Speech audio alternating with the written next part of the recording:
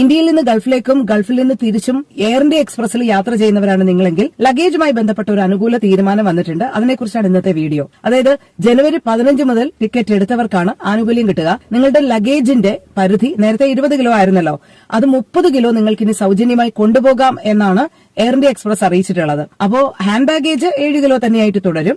Luggage 20 കിലോയിൽ നിന്ന് 30 കിലോയായിട്ട് മാറ്റിയിട്ടുണ്ട്. അത് നിങ്ങൾക്ക് കൊണ്ടുപോകാമെന്നാണ് പറഞ്ഞിട്ടുള്ളത്. അടുത്തിടെ ഈ ലഗേജിന്റെ കാര്യത്തിലൊക്കെ വളരെ കർശനമായിട്ടുള്ള നിയന്ത്രണങ്ങളും കാര്യങ്ങളും ഒക്കെ കൊണ്ടുവന്നിരുന്നല്ലോ. അതിനിടയിൽ ഇങ്ങനൊരു ഇളവ് വന്നിരിക്കുന്നത് ഒരുപാട് പേർക്ക് ആശ്വാസമാകും എന്നാണ് കരുതപ്പെടുന്നത്. നേരത്തെ എയർ അറേബ്യയിലും അനുകൂലമായിട്ടുള്ള ഒരു തീരുമാനം വന്നിരുന്നത് നമ്മൾ പറഞ്ഞിരുന്നതാണ്. അതായത് ഹാൻഡ് ലഗേജ് 10 കിലോയാണ് എയർ അറേബ്യയിൽ അനുവദിക്കാറുള്ളത്.